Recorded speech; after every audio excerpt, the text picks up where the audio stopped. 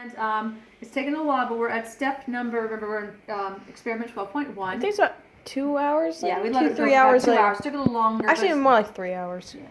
But it's now the pale green. It says it should be at step 6. It says it should be a cloudy pale green, which you can see it is now. So we're supposed to pour the solution into a test tube until the test tube is about half full. So pour it into here. Also, want to look and see. One of the things you can notice is how much the steel wool has disintegrated. Tilt a little bit more so that we can see the bottom. Ow. Oh, come on. Mad skills. Okay, so we're going to pour this into the test tube until it's about half full. And not have this doing anything. Okay. Next step, it says, is to add a few drops of hydrogen peroxide to the test tube. So I'm going to take that one using a medicine dropper. Get a nice close-up of that. Yeah, you're going to want to get a nice one. Just make sure the light's turned up here as it goes. Okay, so you get a good view of what it looks like here. Okay, your fingers. There we go. There we go. That is awesome. You see the change in color? Yep, coming out. Very nice and Okay, distinct.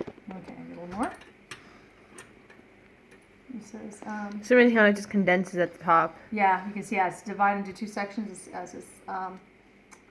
Observe what happens to the solution. Obviously, it turns like almost a crimson color, dark red. So you can try a little more. So you see a better view of it there. Almost blood tone. Yeah, it's almost like a blood tone. Okay. So add a few. That's adding more to see the change occurs. Then we just clean everything up. So that's your last observation for experiment 12.1. It says, in your experiment, you used hydrogen peroxide as an oxidizing agent. The iron started out with an oxidation state of 0 since it was in its elemental form. In an acidic solution, the hydrogen peroxide oxidizes the iron.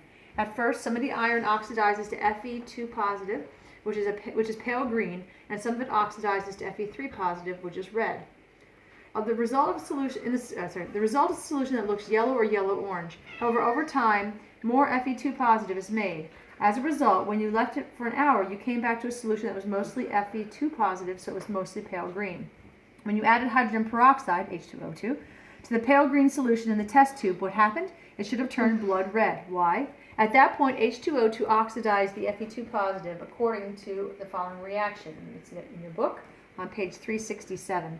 Notice that Fe2 positive became Fe3 positive, so its oxidation state went from 2 positive to 3 positive, indicating that it was oxidized. In hydrogen peroxide, the oxidation state of the hydrogen atoms is 1 positive, which makes the oxidation state of the oxygen atoms 1 negative. That breaks rule number 6, but rule number 6 isn't always true. Those oxygen atoms become part of H2O where they have an oxidation state of 2 negative. Thus, they gained electrons, so they were reduced. So you can mark up your notes for all these labs that we did, and we'll talk about them next time we get together.